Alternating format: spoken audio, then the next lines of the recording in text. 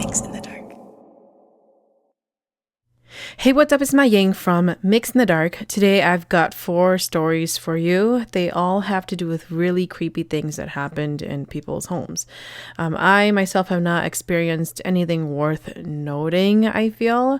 I mainly experienced things that are strange, coincidences, or things that, could be up for discussion. I know I talk a lot about my mom, but it's because I'm still trying to grasp everything that happened. I actually started to write a little bit about the experience, and I noticed that there were a lot of things that linked in really odd ways. It makes me wonder if it had any significance or if I was just trying to make sense of things that my mom left unsaid. It is human nature to look for those patterns and understand patterns, which is what I think is happening to my brain right now.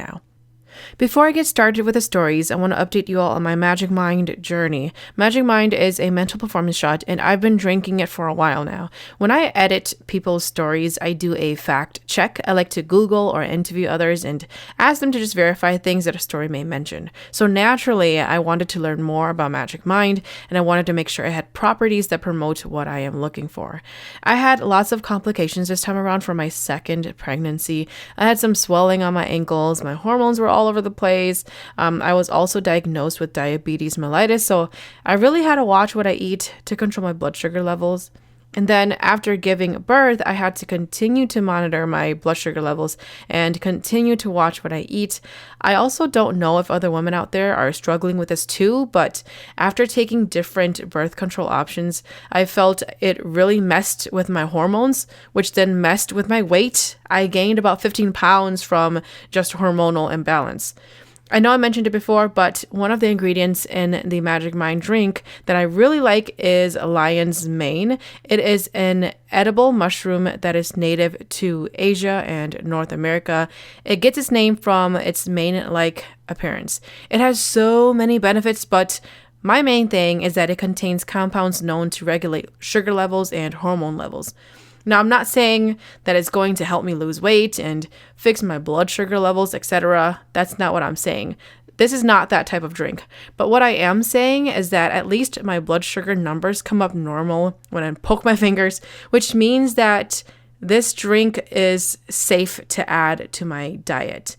So take time to actually research Magic Mind and see if it's for you. This time around, Magic Mind is giving my listeners 20% off purchases. All you need to do is type magicmind.com/darkmar and use my code DARKMAR, so that's DARKMAR, to receive this discount. That's it for now. Enjoy the stories.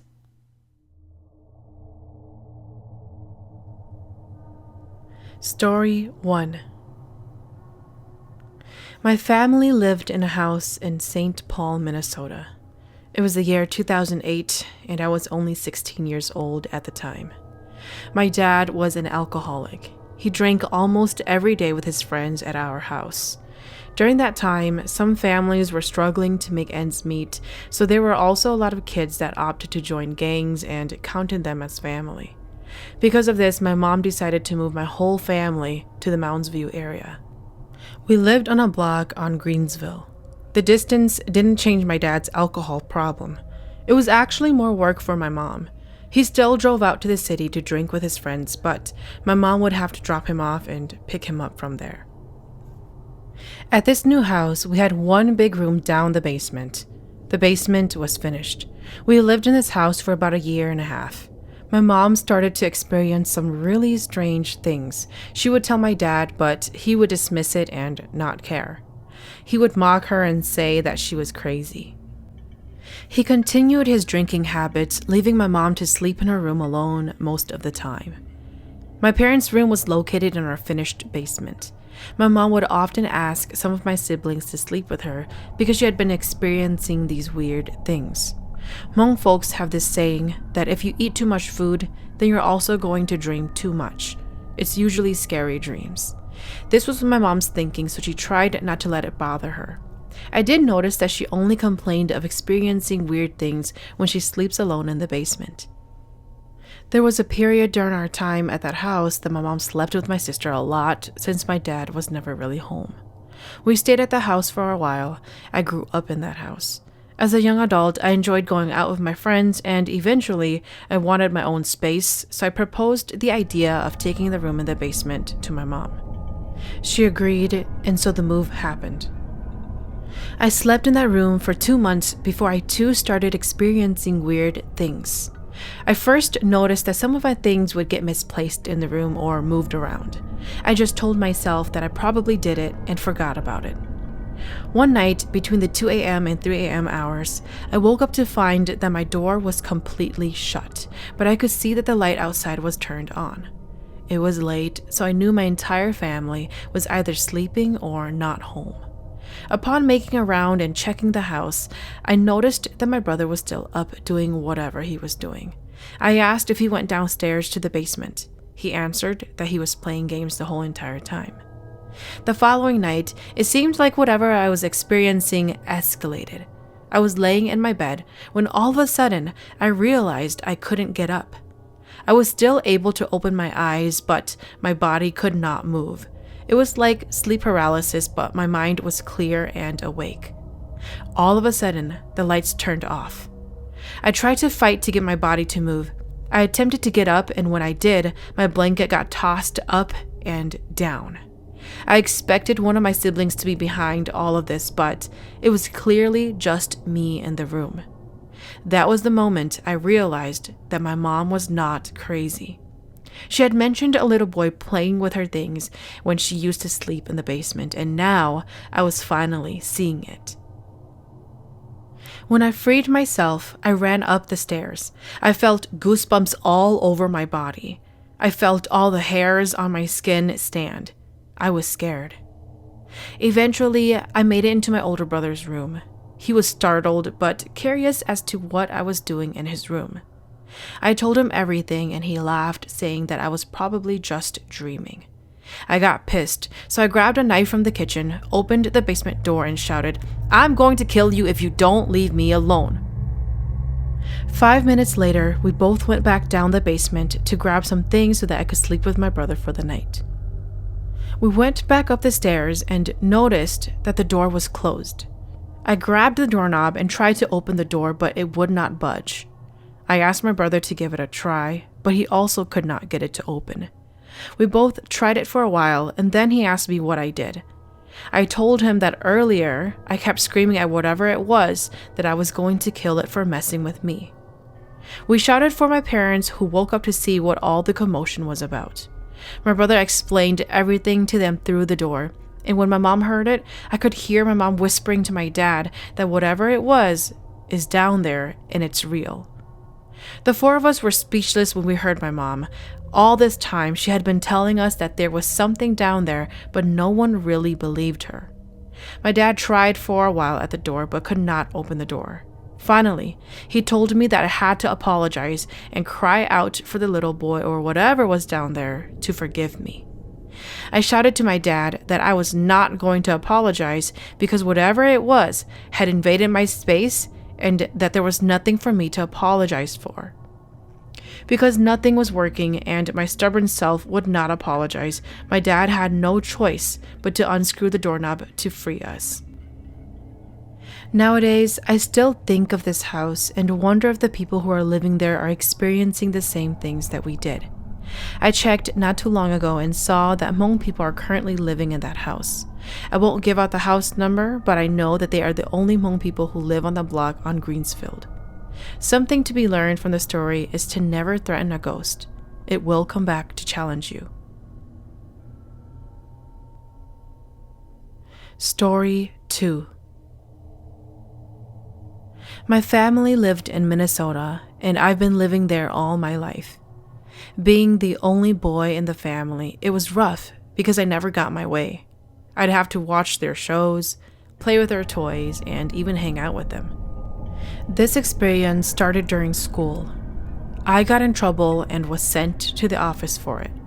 The dean called my mom, so I knew my mom would be angry with me. She always was.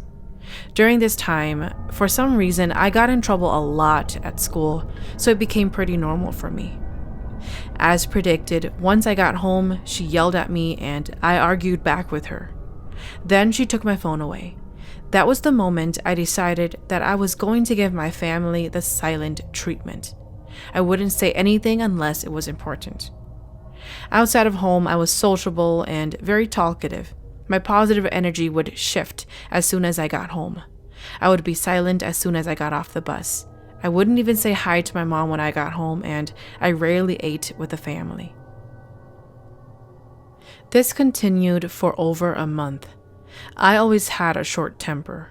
I'd be so angry at my siblings to the point where I would grab broken gardening tools and bang them together like the drums at the Hmong funerals just to annoy them. My sister looked at me and said, "Sa oling da?" Don't do that. I obviously ignored her. It took a long time before I started opening up to my parents and siblings again. I had to take a break at my older sister's place to gather my thoughts and figure out my emotions.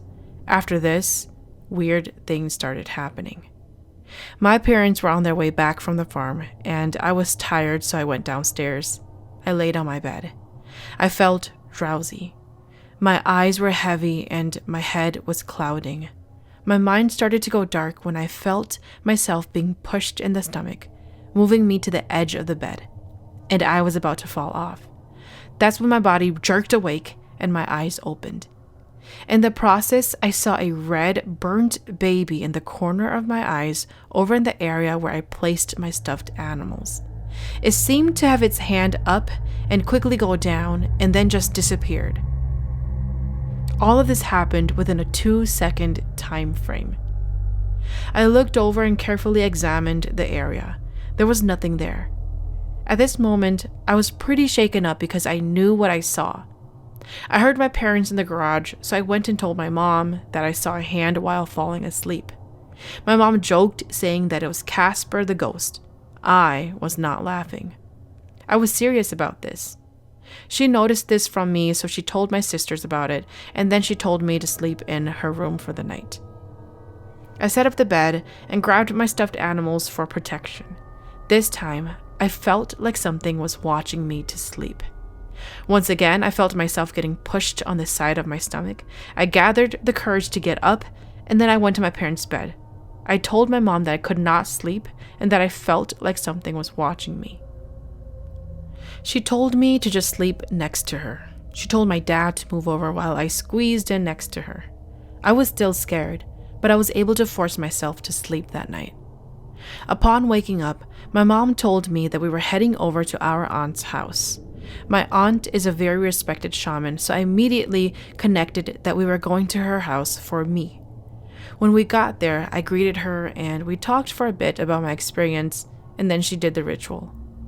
After the ritual, her interpretation of my experience shocked me. The shaman told my mom that I had more than 10 spirits following me. Me beating the gardening tools as if I was at a funeral probably woke up the spirits around me and caused them to follow me. The red, burnt hand was a stubborn child spirit who wanted me the most, and if I did not wake up, my soul would have been taken. It was looking to take my body as its vessel.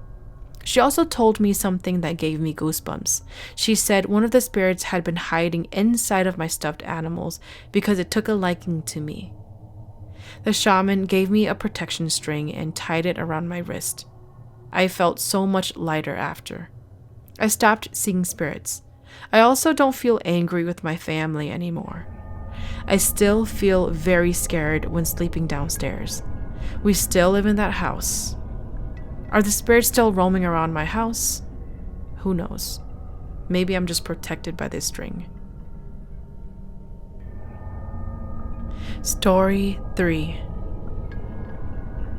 This happened in St. Paul, Minnesota, in a house on English Street.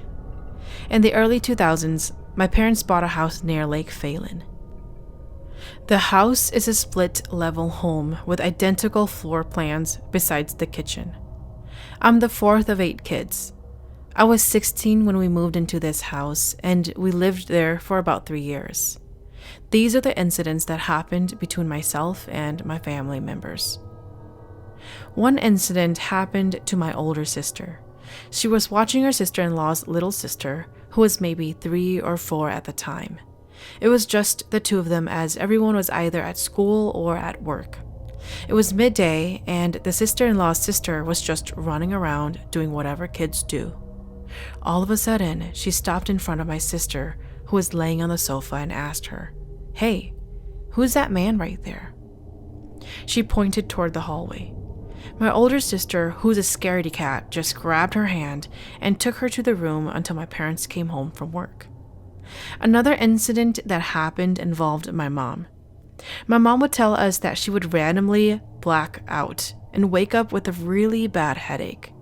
During these blackouts, she would explain that an entity would drag her all the way down to a closet downstairs. These blackouts happened not often enough to be concerned about and seek for help, but enough to note that something was not right. During a summer night, myself, 2 younger brothers, and 3 younger siblings stayed up late, playing Madden on the PS2. We were chatting with the girls on Hmong Pride. Yes, I'm that old, but anyway, it's an old social media network for Hmong folks, kind of like Facebook or Instagram. The downstairs living room area that we were in was an open room with one path that led down to the hallway of 2 bedrooms at the end, one on each side. Before the bedroom, you would find a laundry room to the left. Lastly, we had a bathroom to the right of the hallway. My PC and desk happened to be placed in an area where I had clear view of the hallway and the bedrooms. It was late, I want to say midnight or beyond. I was chatting with a cousin on my side, and my other cousins and brothers were playing a game. My middle brother went upstairs to grab something to drink. My cousin followed soon after, and that's when we both saw it. A black, shadowy figure walked from the laundry room to the bathroom. It was really close too, less than 10 feet away. My cousin was 3 steps toward the hallway when he also saw it too. He then backed up slowly, looked at me, and we both asked each other the same question. "Did you see that?" Me, being the oldest, told him that it was just my middle brother going upstairs. And at that moment, he walked downstairs and said, "Hey, what's going on?" That's when everyone panicked and we all ran upstairs and called my parents to come home. After that incident, not much happened until one night when I came home late after a date. It was way past midnight when I got home. I changed and fell asleep. I woke up about 15 minutes after and I was laying on my stomach. I happened to be looking directly at the open closet. It was then that I saw a figure that looked just like my girlfriend standing there. I remembered saying, "What the fuck?" And that's when I felt it on top of me. It leaned forward and I could feel the cold breath on my neck. I was slightly awake, but also not. It was probably sleep paralysis. I managed to mumble for it to get the heck off of me. I'm not the one that gets scared of paranormal activities. I just get really pissed that they're in my space. I freed my left arm, swung, and hit something. I got up fast and observed the closet. I checked to see if I broke the wall, as I thought I hit it with my fist. The wall was fine with no cracks or anything. I went and checked the laundry room, lower living half, bathroom, closets, upstairs, anything. I feared that there may be an intruder, but I found nothing. I quickly phoned my parents and told them what happened. Before I could even finish my sentence, my dad calmly said, "You are followed." He understood so well. When he came home, he cleansed the house with chants and water, and I could not sleep that night. My dad was gifted. Around this time, my dad was starting to tap into his gift. He wasn't a shaman, but the way he explained it, they're like kwa that would guide him. If you're someone who has kwaning, it means you have spirit guides. He would tell us stories that his spirit guides would take him, and they would go on a journey every night to train. They told my dad that the land where our current house was built belonged to an elderly couple, and they did not want to let it go. My dad would go into battle with this couple, but with him being so new and by himself, his body could not withhold the added blessings from the spirit guides to battle the couple. The only choice left for my dad was to take all of us and leave, to which we did. I am now living on my own. My mom asked me to come over to mow the lawn, so I did. This was only a week or two after moving out. The sun had already set, so it was getting dark out. As I mowed the lawn toward our house, I noticed the light on the hallway was on. I thought to myself, that's odd. No one is here beside me. I continued on, and when I looked up again, the light was off. Just when I was about to move forward, the lower living room light turned on and then off. That's when I decided that I was out. I hauled the lawnmower back to the driveway, packed up, and then I left. To this day, whenever my siblings and I get together, we still talk about the house on English Street. Story 4. We moved to a 5-bedroom house in Brooklyn Park, Minnesota after our lease came to an end. You can say the house had plenty of space. My siblings and I had our own room. We had lost our mom to cancer. The house felt dark and lonely. We left all of my mom's belongings where they were. It was too emotionally difficult to move or change her things. If you entered that room, you would feel goosebumps and feel an eeriness around. That room was dreadful. It had its own personality, and it was not happy. After a month, most of the siblings started to experience and see things. We never mentioned it to each other, but we knew what we saw, and there was no need to. During this time, I slept in the bedrooms downstairs along with one of my brother and sister. We all had our separate room. Most of the siblings would often leave the house to go to St. Paul to take their minds off of my mom's death. Everyone had their own car during that time except for me. I was too young to own a car. I would often stay home and touch my computer. I would watch movies or play games. I would stay up all night and sleep during the day. When I wake up, I would often find that most of the people who lived in the house were gone. This was my routine for 2 months or so. One afternoon, I woke up to an empty house like normal. I turned on my computer and started to play games. A few hours had passed, so I went upstairs to grab some food and water to drink. Not gonna lie, but with everyone out of the house, it was pretty scary. I quickly ate and went back downstairs. It was then that I felt like someone was following me. I could feel the hairs on the back of my neck stand. A lot of Brooklyn Park and Brooklyn Center houses have this gap on the wall where you can place small items. My brother always put his PS4 discs and gaming stuff in that gap. I came back to sit down at my computer desk and was about to start one of my games. All of a sudden, all of my brother's gaming stuff fell on the ground. My room was just across where his gaming stuff was. The first thing that came into my mind was probably that my mom was checking up on me, and she was probably still disappointed to see that I have not moved on with my life. I do believe those that really care about you will make a commotion to let you know that they are there. I ignored it, and I acted like I did not see it. After days have passed, I heard some of my siblings talk about black shadows that moved super quick in the hallway and on the ceiling. My sister-in-law, who was the owner of the house, mentioned that they saw a white shiny ball sometimes come out to roam in the living room at night. I never saw the white shiny ball, but I did happen to see the black shadow figure many times. They are quick and will mainly be on the walls or the ceilings.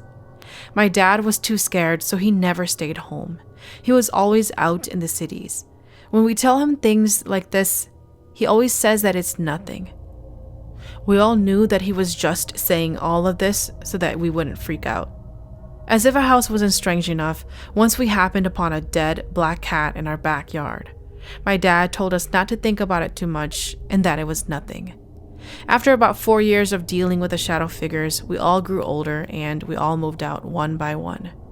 Since then, we have not seen any black figures or white shiny balls. It could probably just be the house, or who knows. It remains a mystery to us.